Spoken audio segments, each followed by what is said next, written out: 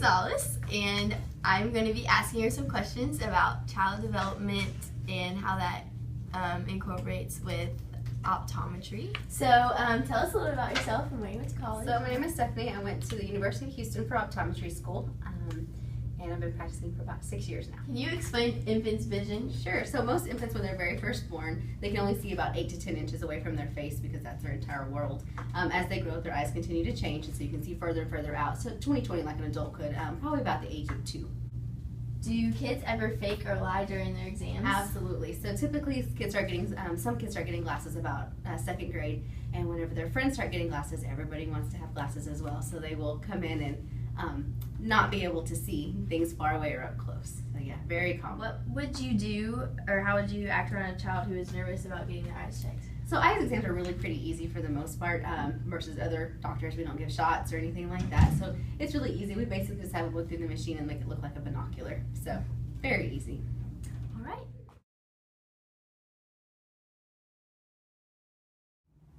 Okay.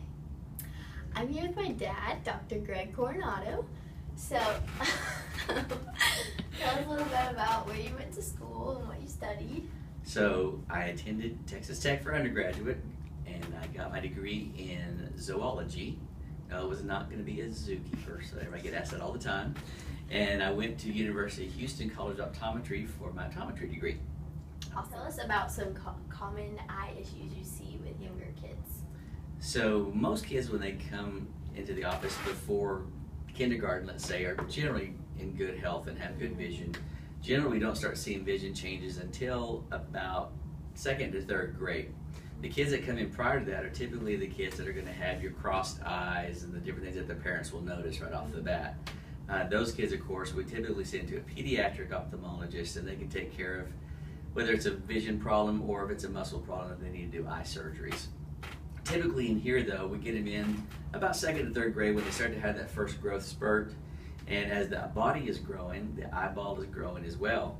And as the eyeball grows, it tends to get more nearsighted, meaning that things are clear to them up close, but things far away are blurry. So that's the most common issue that we have. Why is it important for parents to get their children to come get their eyes checked at an early age? Because most kids do not complain about vision, even if their vision is blurry or even starts to go blurry slowly. They don't really notice it. They just like they wake up one day and all of a sudden they can't see. So most kids won't complain about it, and the big surprises in here, the kids will come in and can't even see the big E, and the parents' jaw will hit the floor because they're so surprised by that.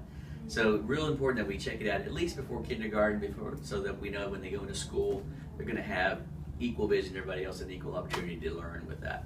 Okay. How are the exams for children different than ones for adults? Well, of course, a lot of kids before they get to school age won't know the letters and that sort of thing. So we'll have a chart that's specialized for children. It has pictures that they can identify easily, such as a horse and telephone and certain things that they're used to seeing. Also for specialists, so sometimes the kids that are going before that, they'll have cartoons that they can play to keep the kids' attention when they're looking straight ahead.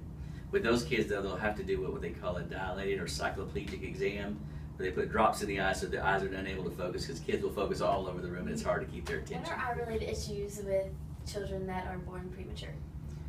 There's a common condition called retinopathy of prematurity, which is a long term that basically means that the eyes are one of the last things to continue to develop in the womb.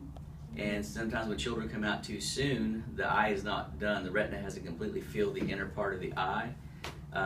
Something we've learned through the years that they don't do anymore is they used to put oxygen immediately, like pure oxygen, onto the premature kids. And when they would do that, the retina would stop its growth. It would not completely fill the inner side of the eyeball. And that would cause real high issues of retinal detachments and a lot of troubles that kids would have. So since they've decreased the amount of oxygen they use, they've learned to let the retina completely fill the eye and don't have near that many issues with that anymore.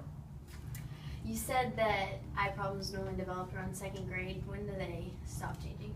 It's really hard to say because it can start way later in life for some people. For example, your mother started in college and it went for a long while after that.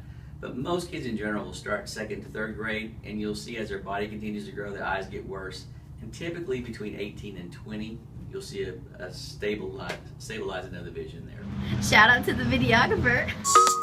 With every step we take, Kyoto to the bay, strolling so casually. We're different and the same. Gave you another name. Switch up the battery.